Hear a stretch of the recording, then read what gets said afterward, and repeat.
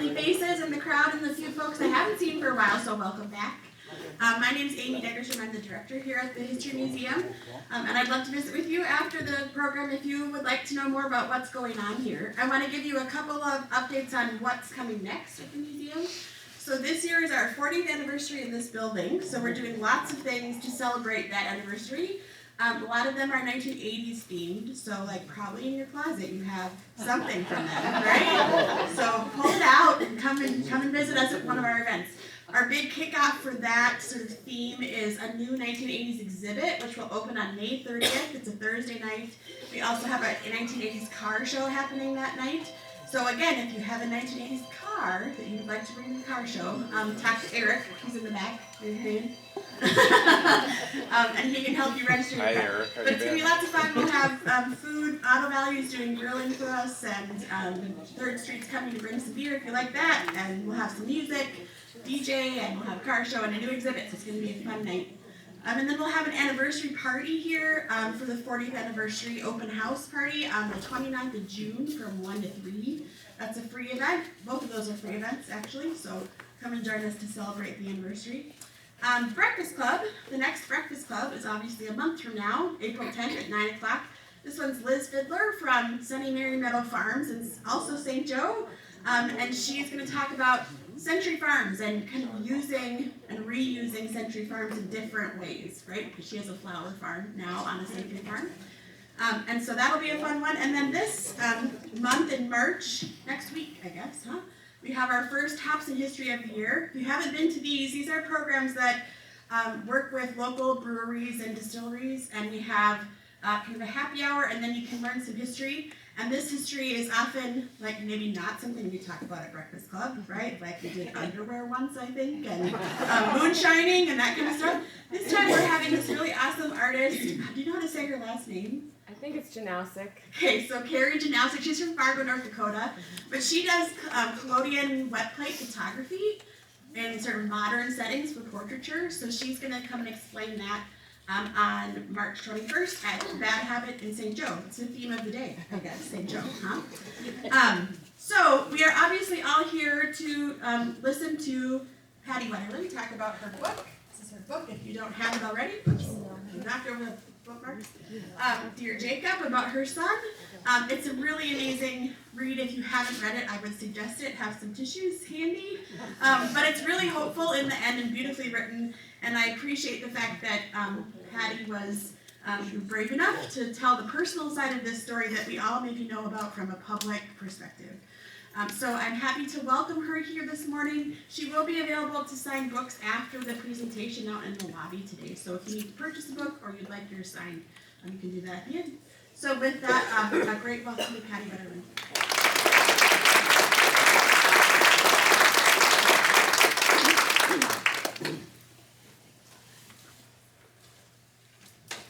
I also want to thank you for coming. There's familiar faces, and you've all been part of our journey. If you lived in this area, you also were impacted by Jacob's abduction, and people all the time think, you were so brave and so strong. It's like, I wasn't. I really drew from the support of so many people. That's what got me out of bed in the morning, and that's what gave me the courage to face another day. So I just want to start with a thank you. I usually do these with Joy Baker. She, however, is in Florida with her family, and I'm hoping you'll get a chance to meet Joy because she is a delightful person, and really, this wouldn't have been a book without her impact, without her help. I was kind of lost in the process, and you'll see some of that. I was, in 1989, this is probably 87 or so, a stay-at-home mom. My husband's a chiropractor in St. Joe. We lived above his office for 7.5 years with our 4 kids. It was right, in the heart of St. Joe. I was often seen pulling the wagon and having kids on scooters and trikes. It was our world. I grew up in St. Paul, so living in a small town was a new experience for me, and it was really, really fun. This was just us on the stairs. His office was on the main floor. We had the second and third floor. The third floor was the slanted ceilings. I used to tease Jerry about needing a helmet to go out there because he's very tall. I had no problem with that. But we were happy. We had a dog named Oliver, and when we moved to our other house, every morning we'd wake up and Oliver would run back to the office and he'd be on the front steps. So this was my cousin's wedding, the summer before Jacob was kidnapped, and you can see he's almost my height. Amy already had passed me up. And I have one grandson who's still shorter than I am, but that's it. So on October 22nd, 1989, we were with, I was the entertainment chair for the Millstream Arts Festival. It's a funny story, hardly anyone knows. The college was trying to do a community college event that would bring more people on, over to the campus and just build some relationship between the college and the community.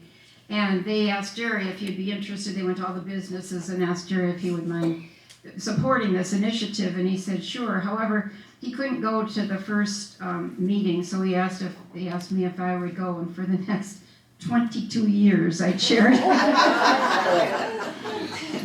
It was tricky, that guy. So we were at a post-festival gathering at our friend's house, and they live near St. Augusta, and we decided to go at the last minute. It was a really busy weekend with hockey and school projects and shopping and laundry, and it was at the last minute we decided to go, and we asked Jacob if he minded babysitting. He was in 6th grade, almost 12, which sounds very young right now, but at the time it seemed okay. If I had to do over, a lot would change, but I thought back to when I was that age. I was babysitting for other people. So anyway, we ordered a pizza and went to our friend's house and called to give the kids the phone number. And shortly after, they called and said they're bored. Can they ride their bikes to the Tom Thumb store and rent a video? I said no. It's starting to get dark, and Trevor said, "Let me talk to Dad." So I jokingly handed the phone over. He said he didn't get to say anything at all. It's like, "Look, Dad, we got a white sweatshirt on here, and Jacob's got Jacob's wearing your jogging vest. I got the flashlight. We'll go straight to the store, come straight back." And then they called again and said, "Carmen doesn't want to go with. Is it okay if Rochelle comes over to babysit?" These are responsible kids. They got a babysitter for their little sister. You know the story. On the way back from the Tom Thumb store, half a mile from our house, they were confronted by this masked gunman who let 2 of them go and kept Jacob. So the kids ran home and said, "Call 911. Somebody took Jacob." And Merle Jerzak was the neighbor, Rochelle's first to call their dad, and he called us at our friend's house and said, "You got to come home. I got to hang up. I'm calling the police." So that began this journey. Jerry and I drove back from St. Augusta, which seemed like hours to get back home, and I kept telling him to go faster, and he didn't want to get stopped by the police, and I'm thinking, well, we'd have an escort. Let's go. It was absolutely chaos. And then, of course, the very first thing they want is a picture.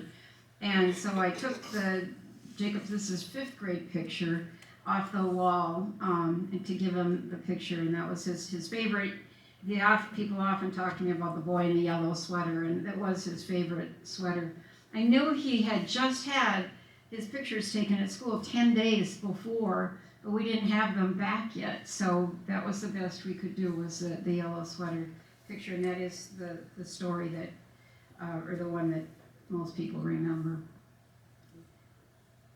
So if you lived in the area, I'm not expecting you to read all of these, but there's no way you could not know what was going on. This was the very first day, the Monday morning, gunman abducts boy in St. Joe. And it just went on, day after day after day. The horses, the police, the leads, the suspects, National Guard. I was caught off guard by how vast the story grew, and I really believe it's because of the community response. This community stood up and said, "No, You can't take our children. And the rallying cry was all over. We were often in the Milwaukee Journal, USA Today, New York Times. I remember one day I was scrubbing the kitchen floor just for something to do. We had so many people in our house. And Gary, a friend of ours at the volunteer office, called and said, "You need to call Brian Mulrooney." And I'm like, "Who's that?" And he was Prime Minister of Canada.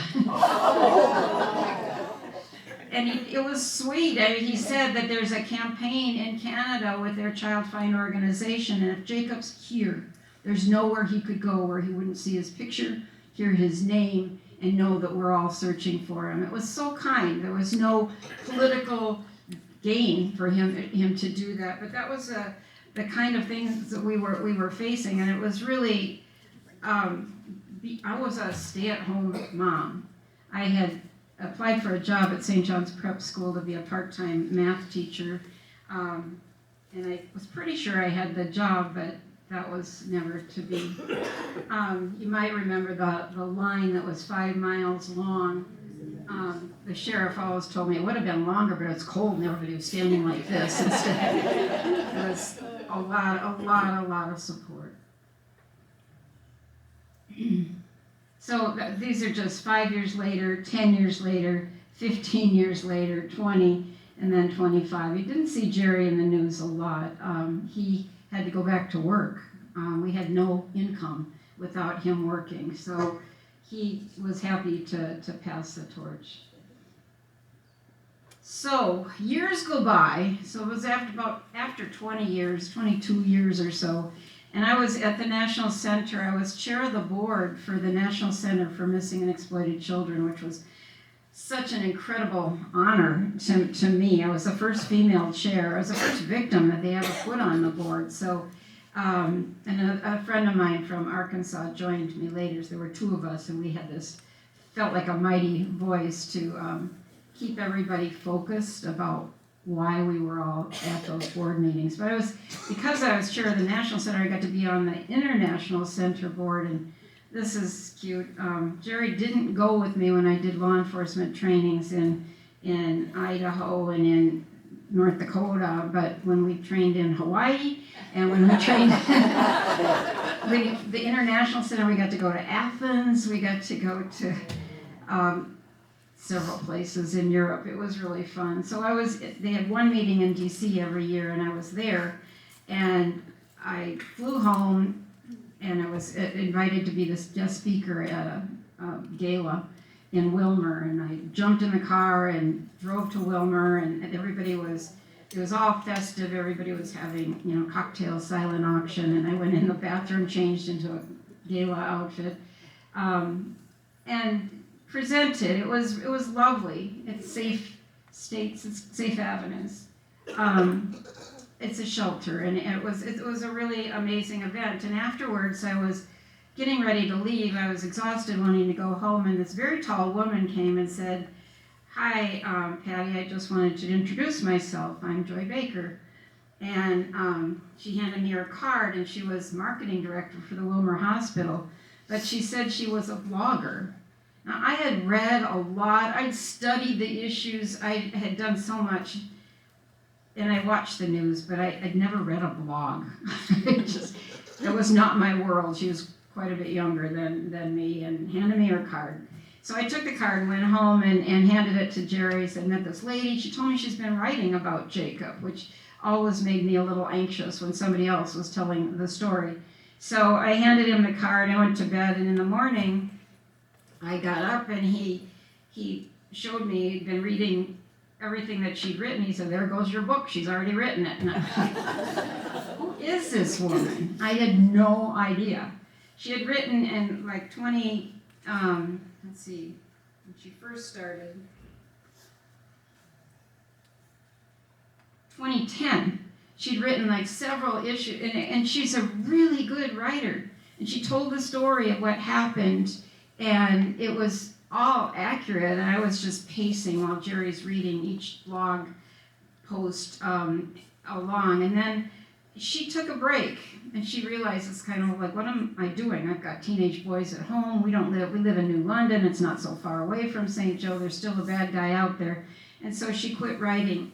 But then in 2013, which is about the time I met her, she had started, she got a call from Dan Rassier, and he said, would you like to hear my side of the story? Because the sheriff had just started talking about Dan Rassier, and she was nervous and said, I'm pretty sure I don't want to hear your story, but she did. She wanted to. She met with him, and she was pretty convinced that he didn't take Jacob. And so she posted his story, and then Jared called her. Jared was the young boy who was a victim of sexual violence in Cold Spring in January of 1989. So like 9 months before Jacob was taken, this young 12-year-old boy was taken, sexually assaulted, and then released. And Jared was just on fire. He'd come to a point in his life where he wanted to know who did this to him, because the guy had him pull his hat down over his stocking cap over his face, so he couldn't see who the guy was and didn't really know. But he was convinced it was related to Jacob's. I had met Jared earlier, but I didn't even know his last name. It was just Jared. And so she talked to Dan, she talked to Jared, and then it was like, I finally accused her of stalking. It's like, what if I did this to you, Joy? I talked to your coworkers, I talked to your neighbors, I talked to your friends, your husband's friends, and I'm like, it was scary to me. I had worked for years with Stearns County Sheriff's Department, and I trusted law enforcement, and I didn't want to be working outside of that circle, but she was meeting with all of these people, not really, they were reaching out to her. But in the process, Jared wanted to see a picture there was another guy who was a suspect. His name was Dwayne Hart, Dewey, they called him. He had victimized, and he was now in jail. They arrested him shortly after Jacob was kidnapped, and he sort of remained a suspect, but he had a different MO. He would take young boys and get them drunk and show them pornography and then sexually abuse them and let them go. Well, these young boys, many of them didn't report him. Because how do you do that? Go home and tell your mom, well, we were smoking pot and watching porn, and then he did this. He had them trapped, so a lot of them didn't report it. So he had over 100 victims, is what I was told. He did this for a very long time. But Jared had never seen a picture of this guy, so she asked Joy can you find a picture of him? I'd like to see, who is this guy?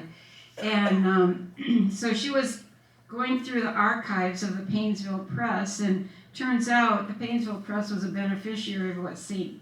Ben's was working on, that Bible.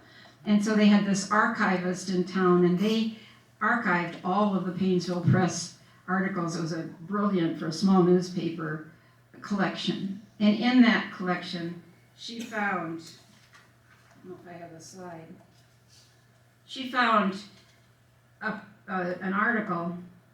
This is Joy's post. She calls herself Joy the Curious, and you'll see more about her later. But she found this article, local police seek help in accosting incidents.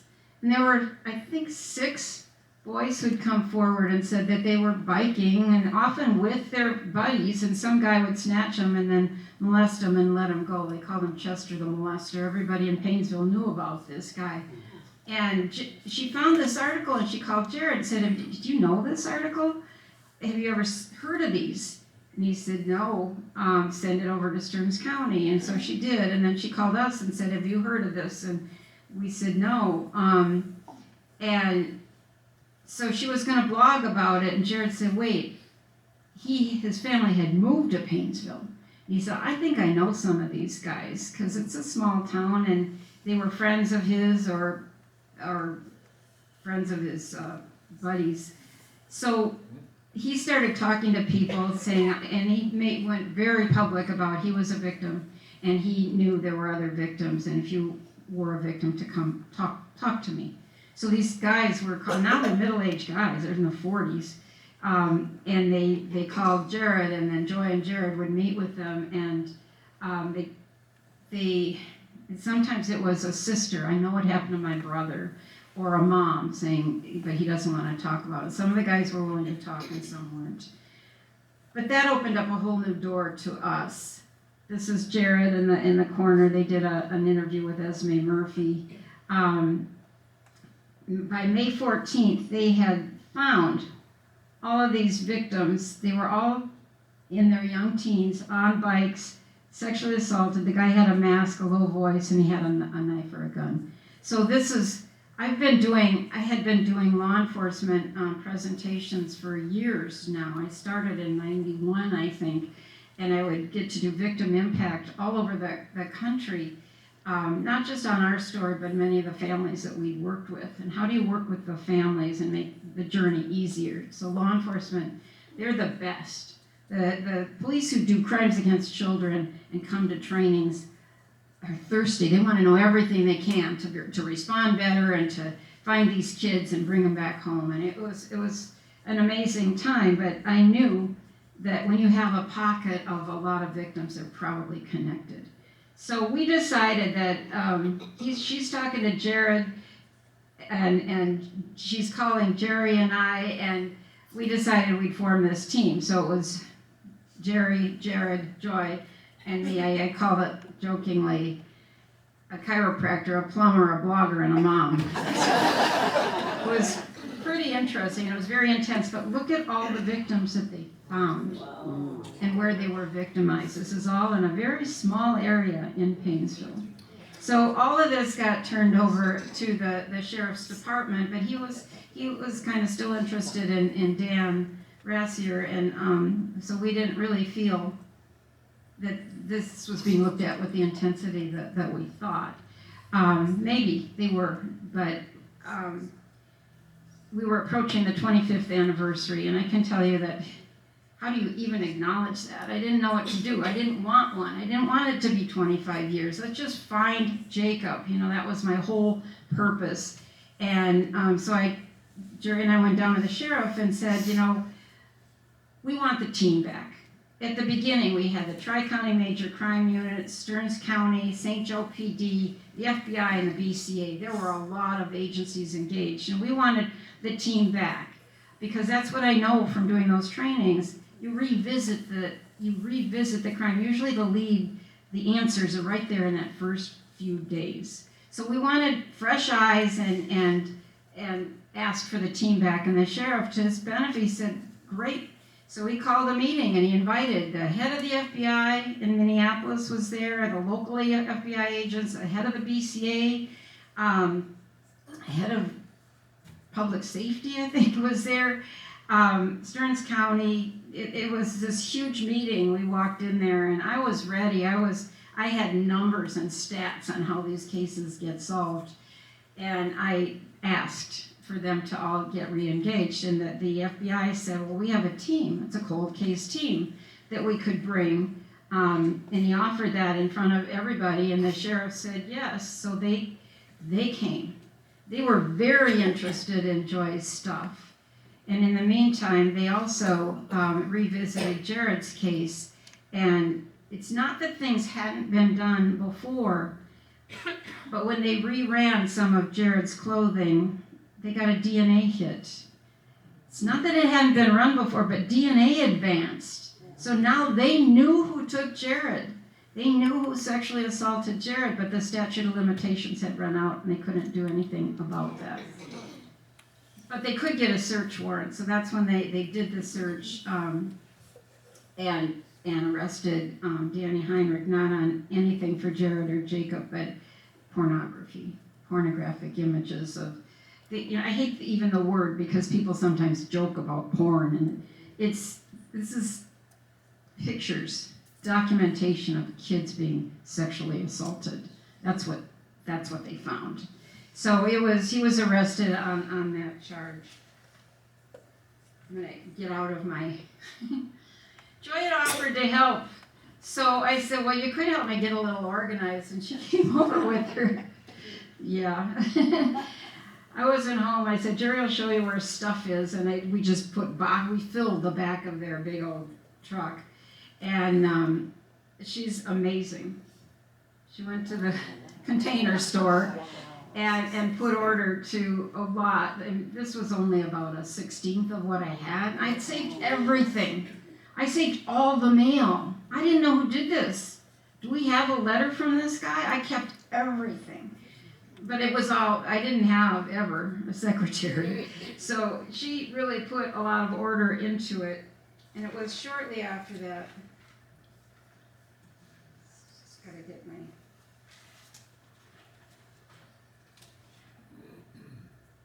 When Heinrich was arrested, and then Joy got pretty nervous. It's like, I may have put some of the leads, some of the contact information in these files, so she rushed to get everything back to me.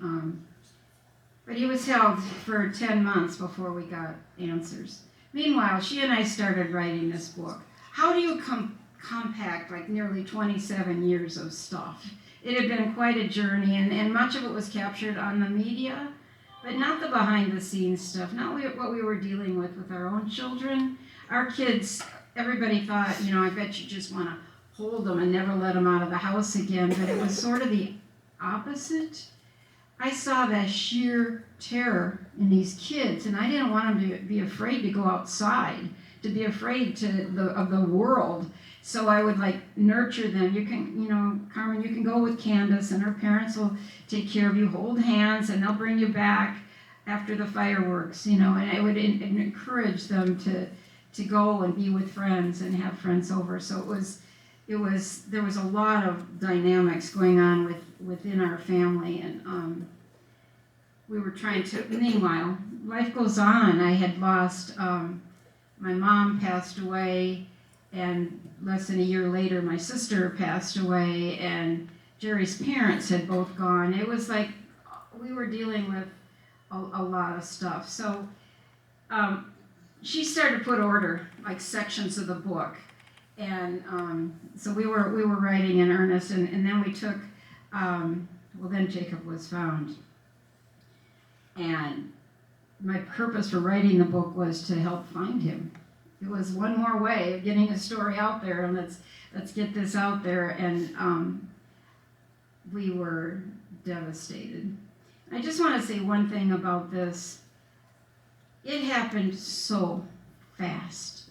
We got one day, this is all in the book, I don't want to rehash it all, but one day, Jared's lawyer, Doug Kelly, comes pounding on our door one Monday evening and said, U.S. attorney called, and this guy might be willing to talk and give us answers. Would you be willing to accept a plea? They knew this. We'd been offered pleas, or we'd been asked this question before. It's like, do you want justice or do you want Jacob? And they knew my answer. I was looking for my son. I'll let the rest of the world deal with the guy. Just bring me my son. So we went down to the cities on Tuesday, and by Wednesday they had found some remains. Teeth and bones and his hockey jacket. But then Thursday they called and they said they weren't human remains. So they had no proof that it was Jacob's jacket. The name had, the embroidery thread had dissolved, and they knew it was probably there, but it wasn't Jacob. So then they went back, and on Friday they found his remains. Saturday the whole world came to know what happened. Monday was Labor Day. That's when we found out what happened that night, because they had interviewed this guy.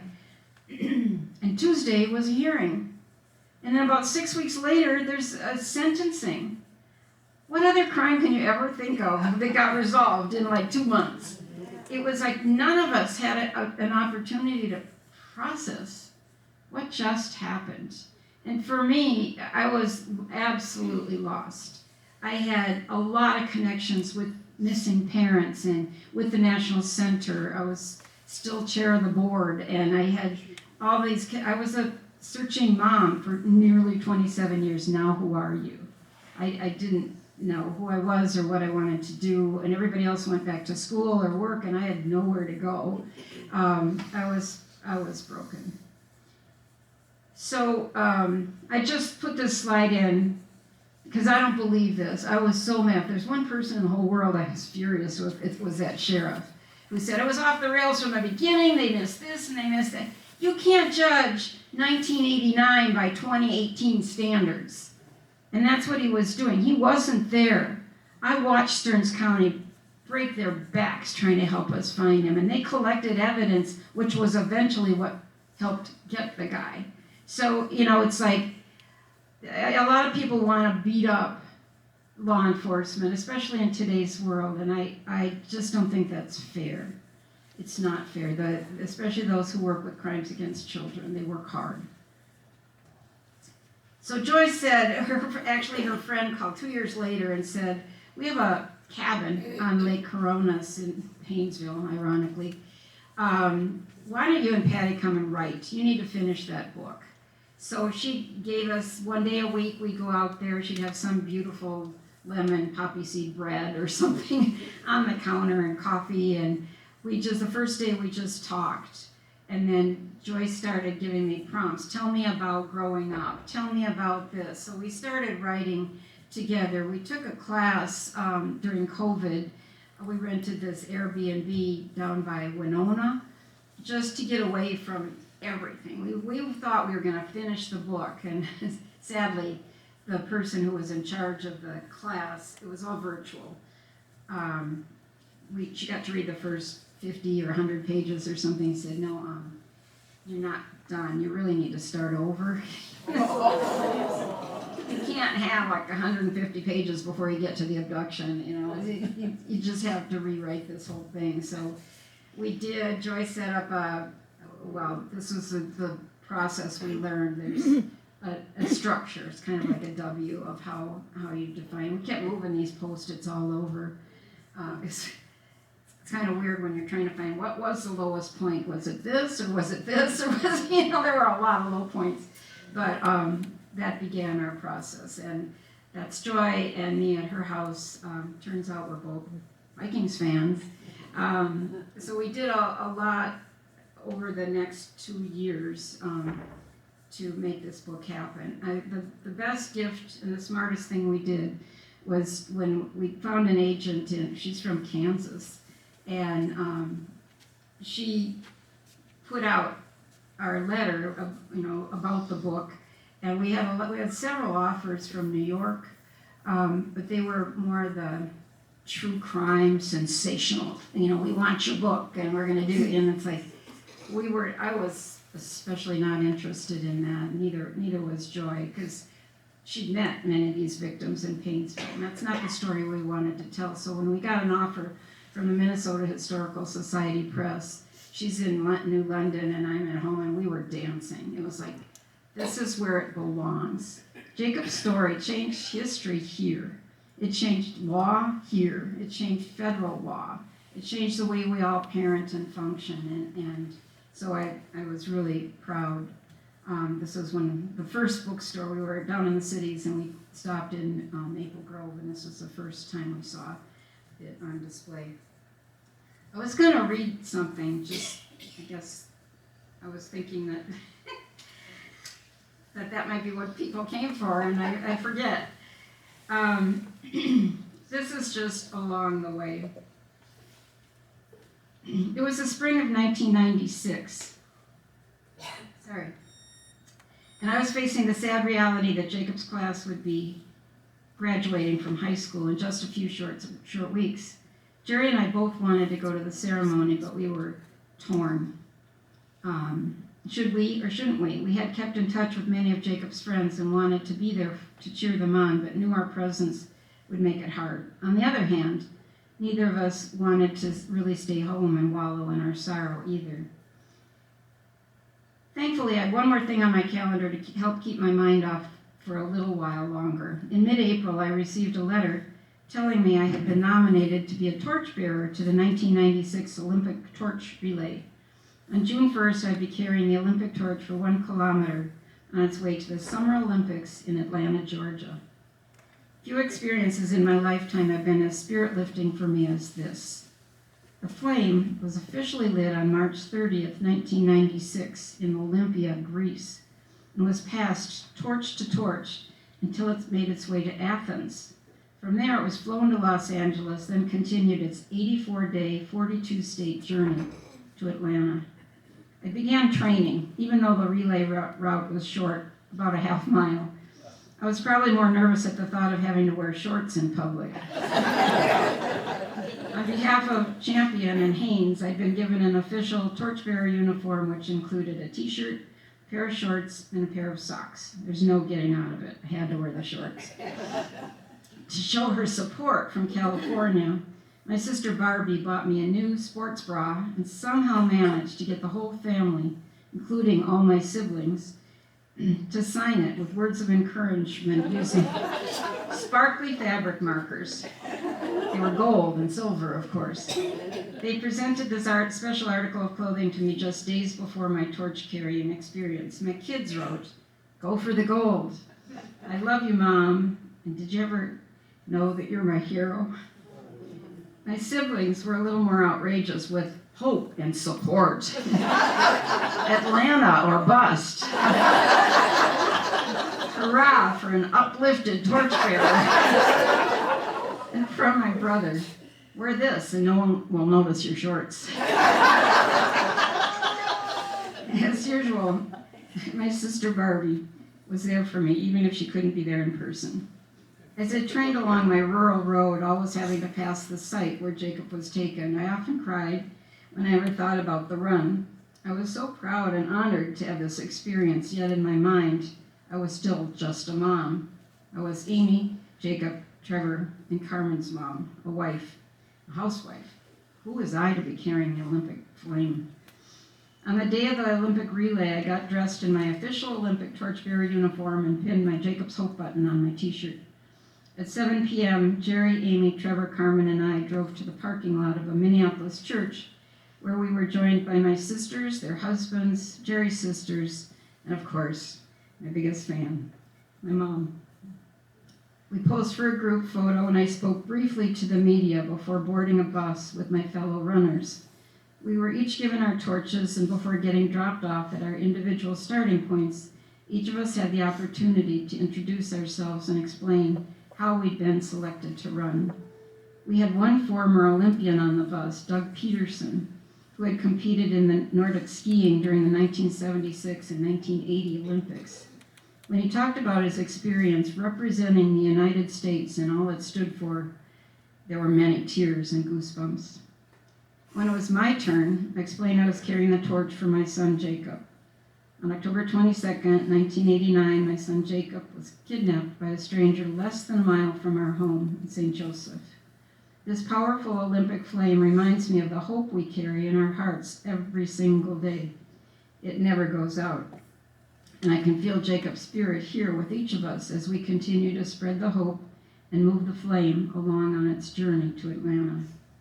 At each drop-off site, our leader jumped off the bus and introduced the runner to a cheering crowd. When my turn finally came, it was comforting to see my family and friends gathered on the corner of Calhoun Parkway and Lake Street. I had about 10 minutes to mingle and let other people hold the torch so we could pose for pictures. Then Irene Schmidt, a community hero from Mora, Minnesota, arrived with her burning torch, passed the flame to me, and it was my turn to carry this important part of history. Suddenly, the 3.5-pound torch no longer had any weight. It actually felt like it was carrying me. Words can't explain the power of this flame, the shared spirit of humanity, the very long journey it had already covered, and the awesome responsibility of making sure the flame never went out. As I ran, I felt so connected to that flame. Suddenly felt like my life's purpose, to carry this message of child safety, to protect it from the elements, and finally, after my leg of the journey was over, to transfer it to the next amazing human being to carry, preserve, and pass on. It's a pretty amazing experience.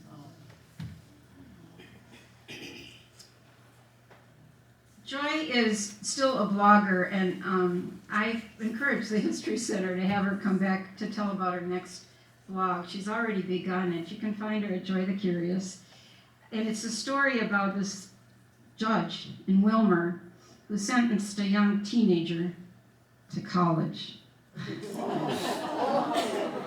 So Joy, being very curious, I asked at a Rotary meeting, one of the judges was a member, and it's like, who was that judge? Do you know anything about him? Whatever happened to that kid? And the judge said, well, actually, it was me.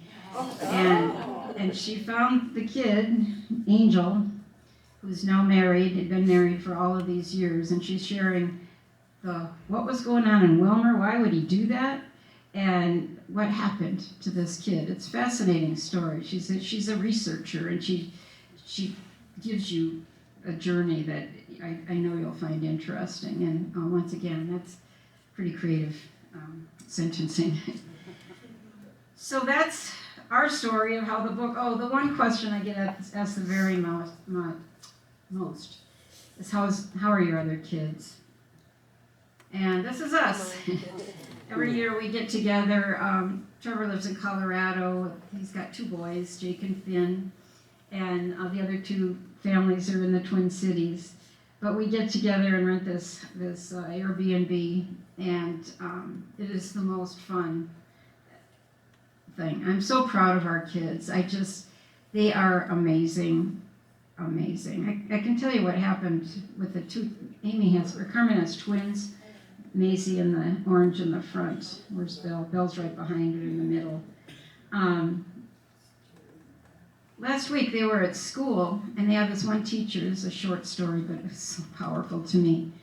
They have this one teacher they love the most. He hates overhead lights. So you walk in his room, he's got floor lamps, and it's just softer. It's mellow. It's chill. He has independent work study, and they love going to that class. But last week they went there, and the overhead lights were on, and he wasn't there. He came in really late, and it's like, what's wrong? There's something really wrong. And he sat down, and he mumbled something, and Maisie said, Maisie, Belle, and their friend Bridget kept going up and asking him questions. He looked like he was going to pass out. He was like, his eyes were rolling back, and he didn't look right. So finally, Maisie asked to go to the bathroom, and she couldn't really get permission from him, and she walked 2 rooms down to another teacher and said, this guy's not doing well. And the teacher had a classroom full of kids and said, well, just keep watching him, and if it gets worse, come back. So they went back, and about 20 minutes later, 2 of the girls went while one stayed with the teacher and said, he needs help. And so she called the office, got a sub for her class, and went back and took this guy to the ER. And it was a high sugar level, and the doctor told the teacher if he hadn't brought him in, he would either be in a coma or maybe dead. And I was so proud of these 13-year-old girls. There's something wrong, and they took it upon themselves, the 3 of them, to get this guy some help. And it's like, that's a hope for the future. These kids, they have more information, they have skills, they have knowledge, and they are empowered to do the right thing and to care for one another. I also wanted to just mention, I brought the bookmarks. It was so powerful to me to have a kid in Virginia want to do something when Jacob was found, and he asked to put 11 on his cheek for a soccer tournament that weekend in Virginia, not Minnesota, but the state of Virginia. So he called our office, and Allison and Jane, who worked there, asked us, and we thought it was a great idea, and they thought, well, it would be nice if they meant something. So they went through all of the talks they've ever heard me say, and sorry, this keeps beeping. They put down the 11 things that they knew that Jacob, the life he believed in, and they're all on here. Be fair, be kind, be understanding, be honest, be thankful, be a good sport, be a good friend, be joyful, be generous, be gentle, and be positive. And I really believe that's the solution to the world. If we could teach our kids to treat one another respectfully, and to honor one another, and to be honest, and to be understanding. I was at one school, and they had "be gentle with others" written on a construction paper in the back. It was kind of messy. It was brown. And I walked up close, and kids had written, "Be gentle with others," and Band-Aids. Kids get it. And I think that's what we need to do, is get ahead of this problem. And it gave us an opportunity to celebrate how Jacob lived rather than get stuck on how he died. So it was the kids, and it's always been the kids for me that give us the strength to move on and to fight for the world that can be. So I'm trying to allow time for questions. If anybody has one. Yes. So actually, when Danny was arrested, he was in Wright County in Annandale, very close to the school. Yes. So he never changed his pattern, did he? Right. But actually, the city of Annandale purged that house out. I know. She's talking about Danny lived only a block from a middle school, Danny Heinrich, when he was arrested. And he had still been taking pictures of kids. Disturbing pictures. Disturbing pictures. So there's a very high chance that he would have acted out again. I was there when a developer from the Twin Cities bought the house and property, took it down, and gave the deed to the mayor, which was an amazing gift. But I was there when they were taking it down, and the neighbors were dancing in their driveways, and they were very happy to have this man gone from their world. Yeah. He hadn't. I don't think about him. I seldom say his name. He took too much of our lives. I don't. He's where he needs to be. I don't think he'll get out because Minnesota has a predatory offender law, and he had to admit in court that he kidnapped Jared, sexually assaulted him, and then let him go. Kidnapped, sexually assaulted, and murdered Jacob. And those are two pretty horrific crimes, so I think he would be civilly committed when he gets to that point. Anyone else have a question? Yes. So in your book, you mentioned like at the time when Jacob was abducted, sex crimes against children. That was kind of a taboo subject that wasn't really talked about. And through your work with the National Center for Missing and Exploited Children, you really learned about how much this happens. Right. So I was just wondering, do you think it's gotten better? Do you think children today have more resources and that it's less taboo than it was in 1989? She's asking because I knew nothing about sexual crimes against children. Who would do that? Honestly, it's out of my realm of consciousness. And you began gathering facts, and it is a huge problem. And has it gotten any better? I think it's changed a lot because now they're not likely to lurk out on a corner. You know, it's mostly kids are lured into dangerous situations. We always told our kids don't take candy from strangers. Well, there's two parts that are wrong with that. The candy is not the lure anymore, and it's not typically a stranger who victimizes a child. For us, it was a total stranger. We did not know him. But that's rare. Most often it's not a stranger. It's somebody who they know, the family knows, at least casually, a neighbor, a coach, a teacher, a friend of a friend, and it's, but in today's world, it's online. And the number one lure is not candy and it's not money, it's attention, affection. Kids want to be loved. They want to know that they have friends. They want to be cared for. And that part's scary because it doesn't feel like a stranger. They've talked to them every day for 3 months before something often happens. And kids post pictures. I used to tell kids, don't post anything online. No picture of yourself that you wouldn't want your grandma to see. But that's kind of really old now. But they're intrigued. That's their world. Their world is online, and it's much more difficult to catch some of the people and to prevent it. There's a group of kids from North.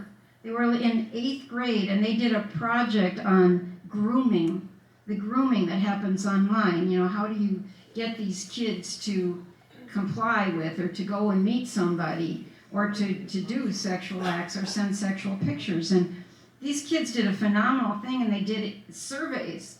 And they interviewed the parents first, and the parents thought grooming was taking care of their hair and fingernails and stuff. They didn't understand what is grooming. That's how separated we are from their world today. And then they did young kids. Well, I think they started with kids their own age. What would be the lessons you can prevent these kids from doing something? Then they found a teacher at Apollo, because they said we need to get the next age bracket up, and they created a curriculum for them, and with a parents packet that always goes with it, and they got a packet for younger kids. They won a national award for this presentation that they put together, just doing their own research. Allison and I met with them to give them some resources, and they interviewed all over. They put together a really good packet. They're having a conference this spring at North, and so I get to go there and thank them again and again. There is hope, and I think because the solutions are going to come from the younger people. Their world is important to them, and their friends matter to them, and they want to get ahead of this too. So it's changed. The world changes so quickly right now. Any other questions? Yes. You had mentioned when you first found out about Joy and her writing that you were a little hesitant about engaging with her. Could you talk about a bit more about what exactly it was that broke the barrier down and made you more open with her? What made me need to work with Joy was her finding all of those other victims and talking. I wanted to talk to them too, but I was really busy at that point traveling, and I couldn't do it. But she knew everybody in Paynesville. She knew the families that were victimized. She knew a lot of the other history that was going on. There was some drug dealing going on. There were a lot of things going on, and I respected her research. I respected her turning over everything to the sheriff's department, and so we weren't like keeping any secrets. We were just doing something they weren't going to do at that point in time. But the FBI team, and I'm not saying that there might have been somebody doing something, but we were pushing. I was desperately needing answers at this point, and I think we all were. I think we got answers because the whole world needed to know what happened. What makes our other kids safe with that guy out there? So it was she built a trust. What happened was Jared wanted us all to get together, and he thought we could meet at a bar in Cold Spring. Joy said, well, I don't think it's a really good idea to talk about all these victims and everything, and why don't you just come to my house? So we went over to her house. That was the first time I'd seen her since that gala when she handed me her card. We talked on the phone, but I was leery. I think that's part of being a victim. You're guarded. I was not easily trust comes hard sometimes. So we went to her house, and Jared was just talking. We're sitting in the living room, and I was looking over at Joy, and behind her, she's got her pictures of her 2 sons in a family picture, and it was the first time that I realized she's normal. She's normal. She's just a mom like me, and she's really bright and clever, and she asks questions nobody else was asking at that point in time. And we needed that. She was a breath of fresh air to this old case. I think she played a key role in getting answers. We could do all the investigating we want, but we're not law enforcement. We couldn't do anything with it. So it had to be that team of Stearns County coming together and the FBI and all of us building that team back, and we did it. And I was there when they found Jacob, and they asked Jerry and I if we wanted to go to that site before the whole world converged upon it, and we did, and I saw, the tears in John Sanders' eyes.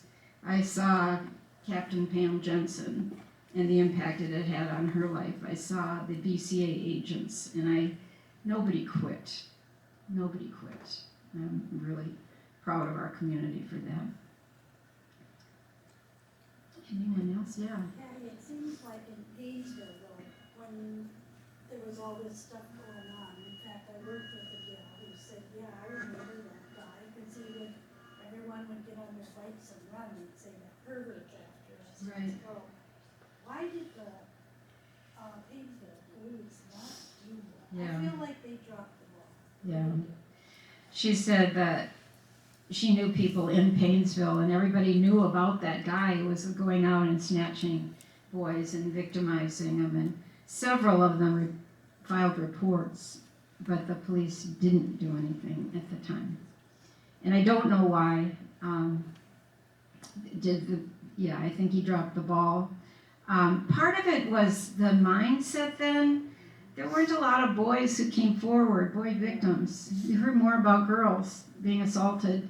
It was okay for girls to share, but boys are always afraid of being, what are you, gay, or what are you, there's stereotypes of boys being victims, and they weren't as likely to come forward. And so then maybe the police didn't know the response or didn't have the resources to give to them. Who can you talk to about this? And what else there wasn't much there.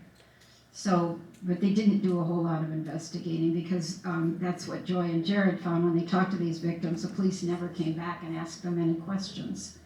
So the guy just kept doing it. And I think what he did was it got too hot in Painesville, so then he went out to Cold Spring, and then he goes farther to us, St. Joe. But yeah, the ball was dropped, and one person in law enforcement that I was disappointed in was that police chief at the time. But I don't know what else was going on there, so I don't like to be judged, so I try really hard not to judge others. Yes. Can you talk a little bit about the process involved in when, I can't remember if it was 48 hours, 2020? 2020. Okay. 2020, that's a really good question. They had called, this woman had called me forever and said she wanted to do a really nice story on Jacob, and I wasn't interested, and but she said, I said, I'm writing a book, and she said, well, we can help you with the book. And so when we finally got an agent, I turned this lady over to the agent and said, you deal with her. I didn't even know what to say, because I didn't know whether that would help or would that take away from people wanting to buy the book, because it's sad, and I didn't want to tell a really sad story and people would just say, oh, that's enough, I'm not buying that one.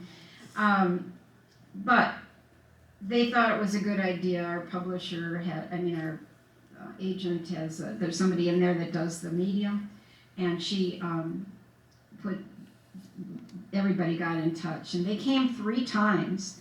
They spent hours at our house, and interviewing at different places, and talked to 1 million people. And then, so we're watching it the same as you all. We had no idea what are they going to keep and what are they going to let go. And that was really scary, but I was really pleased the way they put it together. They honored most of the requests I said, and Jared didn't want to be part of it because the first interview they took, he was in tears, and he's like, I'm not that kid anymore. I'm a 40-something-year-old man and got a good job and got a family, and I don't want to be that. So they pulled him off. He said he didn't want to be part of it, and they honored it. So it's hard. You never really know for sure with national media. Local, the Minnesota media, I have to hats off. There's high integrity in the reporting in this state. But when you get to the national stuff, it's not always as gentle. One time, Jerry and I did an interview for 3 hours, and they took one sentence, and then the guy said, so there's nothing else they can do but go home. And I'm like, yes, there is. There's a ton we can do. Were you not listening? So it's frustrating, but I was pleased with it, and not that we're gonna do it again though. It's hard. It's hard. Yes, one more. I want to thank you for writing the book, because it's very well written, and I appreciate that you wrote it from a mother's perspective. That's what I enjoyed about the book. It's very well written. Thank you. It was therapeutic to write, and we've heard from a lot of people. A lot of people have like stood in line, and this one woman was like, "I'm so excited to meet you," and then she burst into tears and was like, "I was 7 when Jacob was." It changed her whole life. I got a letter from a woman in North Dakota, and she said she was 3 when Jacob was kidnapped, but when she was old enough, she was 6 or 7, her parents told her about him, and they looked everywhere they went. It was part of her life. So it changed lives in many ways, and we were hoping that this would give people an opportunity to know how to get through it. Some of the things that gave us strength, and some of the things that you can do to heal, because I really think that the whole community needs to heal, and that was what I was hoping would come out of it. Thank you. It was when it was finished, it was twice the length of Michelle Obama's book. They said, "You can't do that." So there's a lot that didn't quite make it in there. Well, that's another book. All right, well, our great thanks to Patty.